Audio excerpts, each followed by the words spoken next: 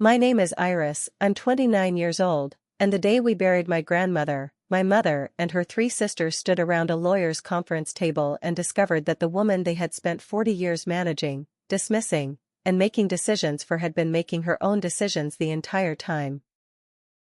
Every account, every property, every investment, everything my grandmother had built over 71 years of living, it went to one person, her granddaughter, the quiet one, the strange one, the one they had spent my entire childhood explaining away at family dinners. She's just shy, she's just different, she's just Iris. My Aunt Patricia knocked her water glass off the table when the lawyer finished reading. It shattered on the floor and nobody moved to clean it up, and the lawyer kept his eyes on his papers, and I sat with my hands folded in my lap and felt my grandmother in the room as clearly as if she were sitting beside me. She had planned this for 11 years, I found out later. She had been planning it since I was 18 years old, and she had decided, quietly and without telling anyone, that she had seen enough. This is what she saw. If you have ever been the one that nobody took seriously, the one whose name came with an explanation attached, stay with me, subscribe to Unspoken Truth, because sometimes the person who sees you most clearly is also the one holding everything, and this story is proof of that. My grandmother's name was Eleanor Marsh. She was born in 1942 in a small town in rural Tennessee, the daughter of a schoolteacher and a man who ran a hardware store. She had married my grandfather at 22, raised 4 daughters in a house on the outskirts of Nashville, and when my grandfather died at 58 she had taken everything he left, which was modest, and over the next 30 years had turned it into something that nobody in our family had fully understood the scale of, because Eleanor was not a woman who discussed her finances at the dinner table or anywhere else. She had invested carefully and consistently since 1987, she had bought property when property was cheap, she had lived simply in a way that people around her interpreted as limitation rather than choice. She drove a 10-year-old Buick and shopped at the same grocery store she had used for 30 years and wore the same style of cardigan in rotation, and nobody, not my mother, not any of my aunts, not a single person in our extended family had understood that the simplicity was a decision made by a woman who knew exactly what she was doing with every dollar she wasn't spending. My mother Sandra was the eldest of Eleanor's 4 daughters. She had inherited Eleanor's organizational instincts without Eleanor's patience. She was the kind of woman who managed things, people, situations, appearances. She managed my grandmother with particular focus, calling every day, arranging the doctor's appointments, involving herself in every decision Eleanor made with the efficiency of someone who believed that involvement was the same as love, and who perhaps also understood on some level that Eleanor's assets were substantial and that proximity to their management was not a bad position to occupy. My aunts Carol, Diane, and Ruth operated in similar orbits with similar instincts and similar assumptions. They were not cruel women exactly. They were women who had grown up watching their mother's resources as a kind of family inheritance that would eventually distribute itself among them. They had been making this assumption so long and so consistently that it had stopped feeling like an assumption and had become simply the shape of the future. None of them had thought to ask Eleanor what she thought the shape of the future looked like. I was born when my mother was 31, the only child of Sandra and my father David, who left when I was 4 and exists in my life as a Christmas card and an occasional phone call and a general absence that stopped feeling like loss sometime around my 12th birthday. I grew up in my mother's house in a suburb of Nashville, 15 minutes from Eleanor's, and I spent a significant portion of my childhood in Eleanor's kitchen. I was quiet in a way that made adults uncomfortable, not sad quiet, not troubled quiet, just the quiet of a person who found the interior world more interesting than the obligation to perform for the exterior one. I read constantly. I preferred the company of one person to the company of many. I asked questions that my teachers sometimes didn't know how to answer and my mother found exhausting, and I had a particular difficulty with the social performances that my family treated as non-negotiable, the cheerful greeting, the enthusiastic participation in conversations I found empty, the ability to make my face do what the room required regardless of what I actually felt. My mother had a phrase she used about me at family gatherings, usually said to whoever was standing nearest while I was close enough to hear, "She's just Iris," said with a particular intonation that contained an entire paragraph of meaning. She's different, she's difficult, she's not what I expected, she's not what any of us know how to handle, she's just Iris, as if my name were a diagnosis. Eleanor never said just Iris, Eleanor said Iris, come sit with me, Eleanor said Iris, tell me what you're reading, Eleanor said Iris, I want to show you something, and then she would take me to the small room off the back of her house that nobody else in the family spent time in, a room with a desk and bookshelves and a filing cabinet and a window that looked out onto the garden, and she would show me things, how her accounts were structured, how she thought about investing, how she had bought the property on Hillsborough Road in 1994 because she had driven past it 3 times and understood something about where that neighborhood was going that the price hadn't yet reflected. I was 12 the first time she showed me the filing cabinet, I was 16 when she started explaining the structure of her portfolio, I was 18 when she sat across from me at that desk and said, Iris, I want to tell you something, and what she told me was that she had made arrangements and that I should know about them and that I was not to discuss them with anyone. And I looked at her and understood that she was trusting me with something significant and I said, okay Grandma, and I kept that okay for 11 years. My teenage years were the particular kind of difficult that comes from being a person whose natural frequency doesn't match the environment they're living in. I was not unhappy exactly, but I was consistently aware of the gap between who I was and what the people around me seemed to need me to be. My mother pushed social activities I found draining.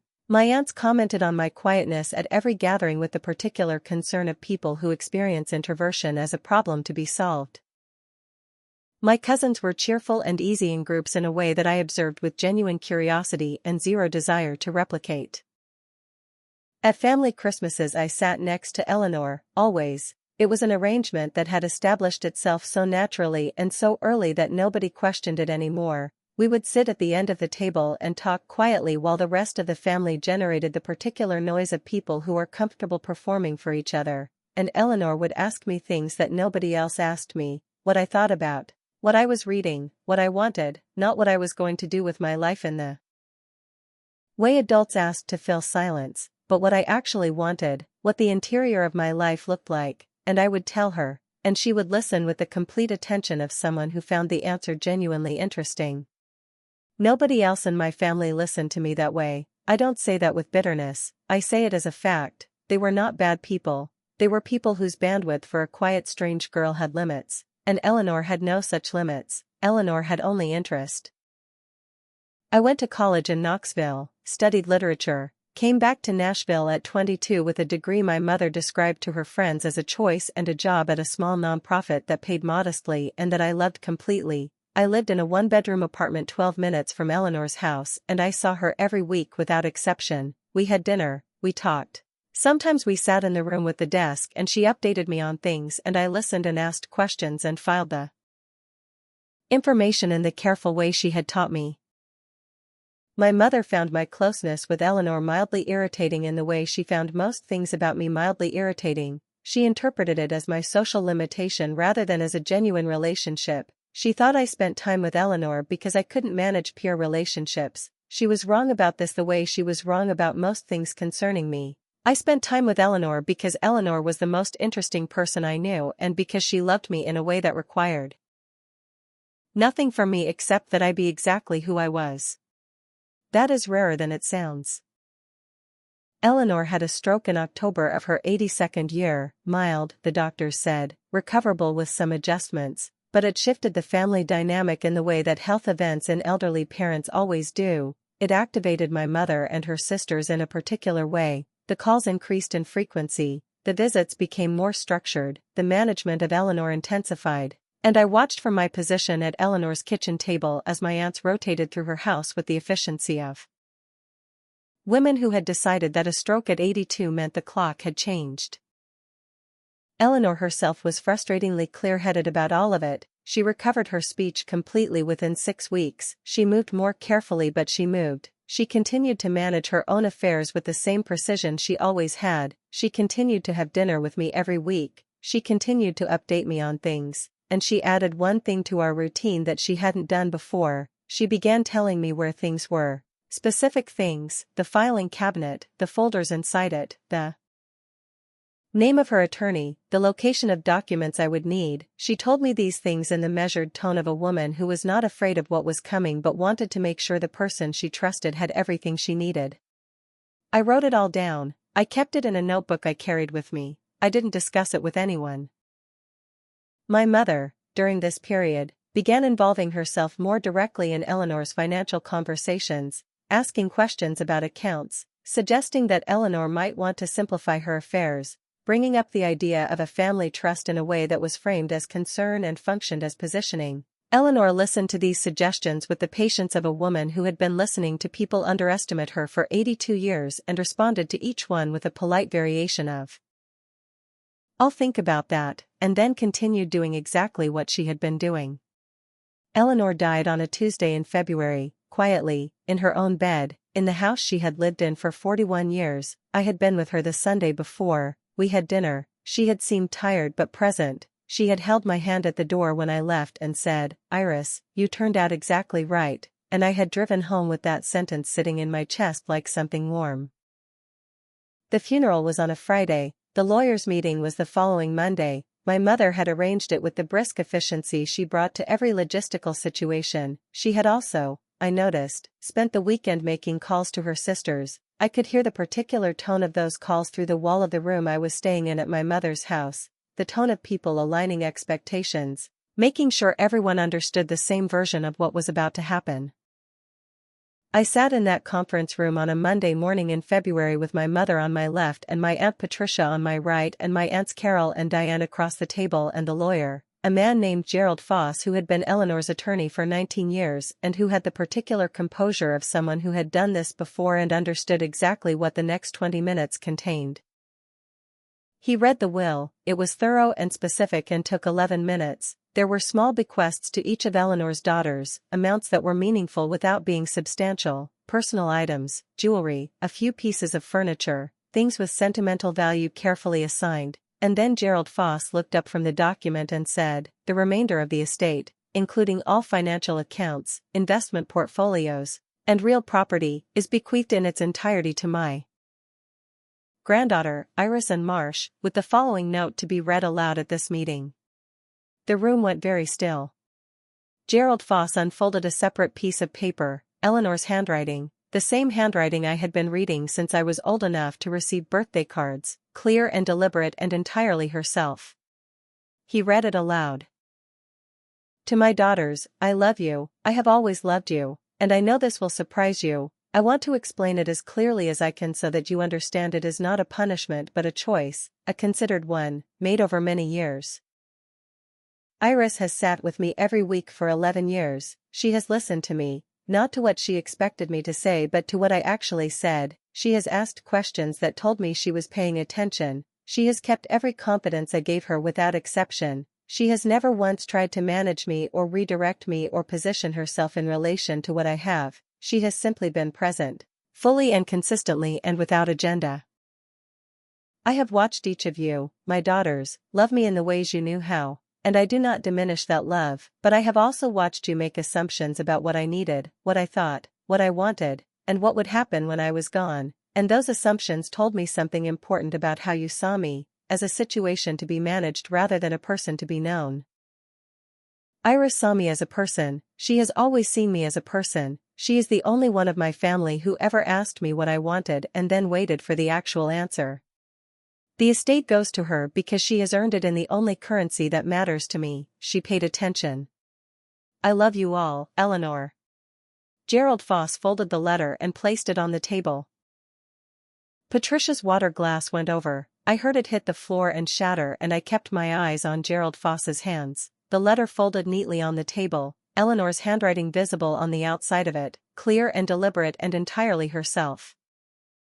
My mother made a sound I had never heard from her before, not a word, just a sound, something between a breath and a question. She turned to look at me and I turned to look at her and for a moment we were just two people sitting next to each other in a conference room, the mother and the daughter who had never quite understood each other, and I saw something move across her face that I had not seen there before, not anger, something older and more complicated than anger, recognition.